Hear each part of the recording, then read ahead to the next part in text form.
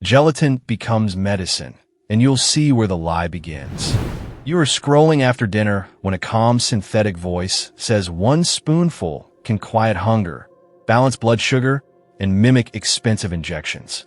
The video looks cheap, but the claim feels expensive because it borrows the rhythm of medicine without accepting medicine's burden of proof. For someone worried about weight, pre-diabetes, or grocery prices, the promise lands exactly where frustration already lives. That is the danger of wellness misinformation. It rarely arrives as a monster. It arrives as a pantry item with a soothing narrator. One harmless experiment can become a detour from real care when the internet quietly upgrades it into treatment. So isolate the original trick before the algorithm decorates it. Gelatin mixed with water, taken before meals to feel full sooner. Gelatin is basically cooked collagen, a protein that can form a gel and slow the emptying of a meal for some people. Protein before a meal can affect appetite signals, and slower digestion can change the shape of a glucose spike. That is the real seed, not a miracle, just a small physiological possibility hiding inside a larger dinner. But science would still ask boring questions: dose, timing, comparison group, side effects, and whether the result matters beyond one meal. Without those questions, a kitchen tip is only a kitchen tip, no matter how clinical the voiceover sounds.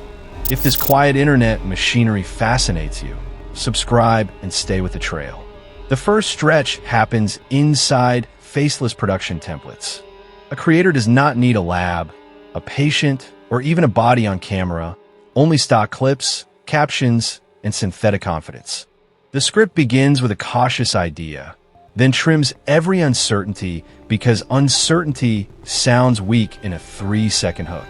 Maybe becomes works. Some people becomes everyone. A feeling of fullness becomes appetite control. Then the algorithm tests the bolder version, because watch time rewards the claim that feels most useful and least complicated. A human might hesitate at that jump, but an AI voice never clears its throat before saying something impossible. It can pronounce hormone names, cite vague doctors, and make a snack sound like it belongs in an endocrinology clinic. The video no longer says gelatin might help satiety. It says gelatin activates the same pathway people associate with blockbuster weight loss drugs. That phrase is sticky because GLP-1 is real biology, and real biology makes the borrowed claim harder to dismiss. But naming a pathway is not proving a treatment, just as naming gravity is not building a bridge. Here is the missing bridge: controlled evidence that this specific gelatin routine produces meaningful, repeatable health outcomes in real people.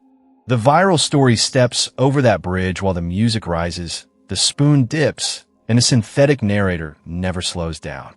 Once the bridge is skipped, the claim mutates faster than correction can travel. Someone adds diabetes language, someone adds detox language, and someone compares it to prescriptions without mentioning that prescriptions have trials and risks. The comments section becomes a waiting room where strangers trade dosage rituals, symptom stories, and distrust of anyone asking for evidence. Now the gelatin trick is no longer food advice. It is a tiny rebellion against doctors, drugs, and uncertainty.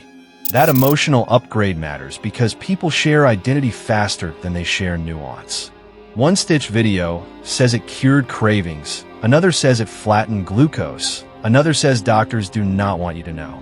The more medical it sounds, the more viewers forget they are watching entertainment optimized for retention. Meanwhile, the original science stays modest. Protein can influence fullness, meal timing can matter, individual responses vary. But modest claims are bad thumbnails, so the machine inflates them until the proof can no longer touch the promise. This is how misinformation survives fact checks. It keeps one true molecule at the center and builds a fantasy around it. If you challenge the fantasy, defenders point to the molecule. If you challenge the molecule, the fantasy hides behind personal experience. By then, the careful question has been replaced by a sales question. What else can this simple trick be made to promise? The answer is almost anything, because AI narration lowers the cost of making confidence sound professional. So the lie is not that gelatin exists or that food can affect hunger. The lie is the skip test between mechanism and miracle. The real question is not whether the spoon is dangerous, but whether the story around the spoon has outrun the evidence. The gelatin trick is not the monster. The missing proof is. Subscribe for next week's story, and keep asking where the bridge is.